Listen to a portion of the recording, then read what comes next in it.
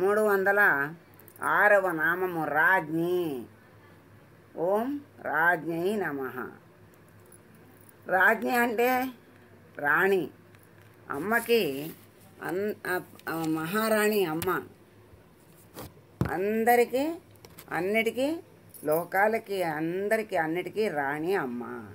పట్ట మహిషి అమ్మ. అమ్మకి అంటే ఇంకా ఎక్కువ ఎవరు అనేది లేదు. అమ్మే రాణి, అమ్మే రాజ్ఞి అంటున్న రాణి అని అర్థం. అమ్మ మంత్రమే మంత్రాలన్నిటిలోకి రాణి లాంటిది. షోడశ మంత్రం అని చెప్పారు కదా, ఆ షోడశి మంత్రము అన్ని మంత్రాల్లోకి గొప్ప మంత్రము. ఆ పంచదశి అంటారు. పంచదశి అంటే 15 అక్షరాలతో కూడుకున్నది. దానికి ఓంకారం కలిపితే షోడశి అవుతుంది.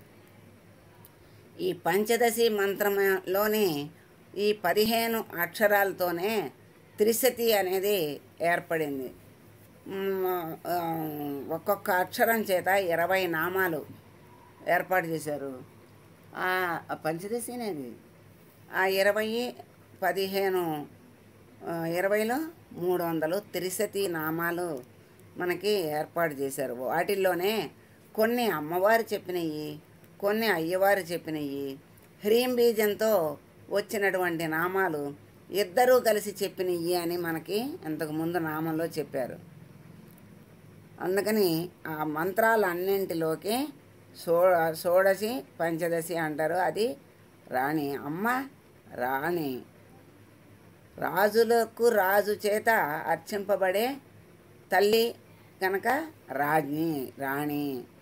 అమ్మ చైతన్యంతోనే సర్వము చైతన్యవంతం అవుతోంది. రాజరాజేశ్వరుడు ఉన్నాడు కదా మా ప్రభువు, ఆయనకి పట్టమహిషే రాజ్ఞి.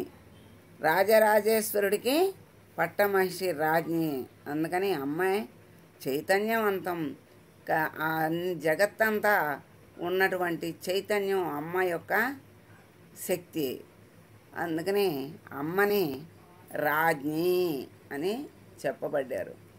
అటువంటి రాజ్ఞిని అంటే అన్నీ ఆమె అధీనంలో ఉన్నవి, అన్నీ ఆమె చేతే నిర్వహింపబడుతున్నాయి కనుక ఆ అమ్మని మనము ఆశ్రయిద్దాం, అనుగ్రహాన్ని పొందుదాం.